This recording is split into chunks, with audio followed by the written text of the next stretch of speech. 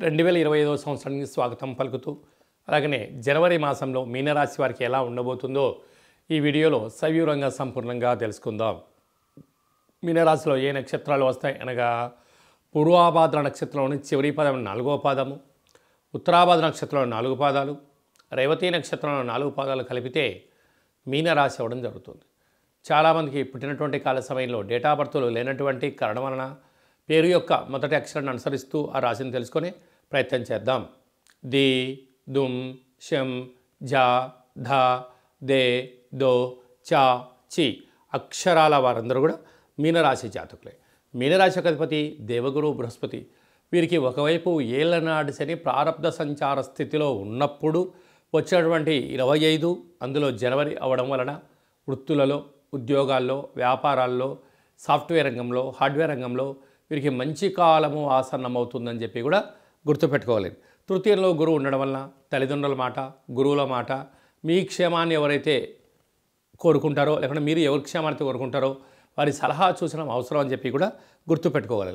సంతాన స్థానంలో కుజుడు ఉండడంగా నూతనంగా వివాహమైనటువంటి వారికి పుత్ర, పుత్రిక, సంతాన యోగము, పిల్లల యొక్క చదువులు, అభివృద్ధి, కెరియరు, విదేశాలకు పంపించాలని మీ కోరిక కూడా నెరవేరబోతుంది. సప్తమంలో కేతు సంచార స్థితి ఉండడం వలన ప్రేమికుల మధ్య సయోధ్య, భార్యాభర్తల అన్యోన్యత, ఒక ప్రణాళికాబద్ధమైన జీవితాన్ని ఏర్పాటు చేసుకోవడం వలన రాబోయే కాలం అంతా మంచి కాలమే అని చెప్పి గుర్తుపెట్టుకోగలగాలి.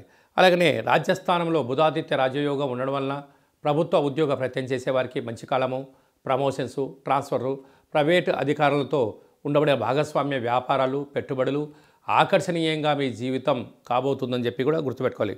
ప్రభుత్వం నుంచి రావాల్సినటువంటి గతంలో ఉండబడిన బకాయిలు కానీ, తల్లిదండ్రుల ఉద్యోగాలు కానీ మీకు వచ్చే అవకాశాలు చాలా అధికంగా ఉన్నాయి. వ్యయంలో శుక్రుడు శని సంచార స్థితి ఉండడం వలన యంత్రాలతో, ఆయుధాలతో, డబ్బులతో అపహాస్యం పనికిరాదు. మీ జన్మ నక్షత్రం రోజున, అష్టమి తిథి యందున, పూర్ణిమ అమావాస్య తిథులు యందున దూరవాయు జల ప్రయాణాలు పెట్టుకోవద్దు.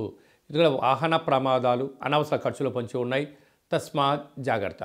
ఈ వీడియో మీరు చూస్తున్నారు అన్నట్లయితే కాళభైరస్వామికి ఆశీస్సులు మీపైన ఉన్నది అనిగా భావించగలగాలి.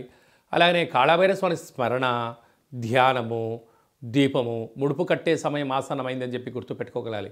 స్వామివారి సేవ చేయడం వలన నరదృష్టి, యంత్ర, మంత్ర, తంత్ర, తాంత్రిక ప్రభావమైన దోషాలు తొలగిపోతాయని చెప్పి కూడా తమరు గమనించగలగాలి. కనుక మీనరాశి వారికి అంతా మంచి కలుగుతుందని చెప్పి కూడా గమనించాలి.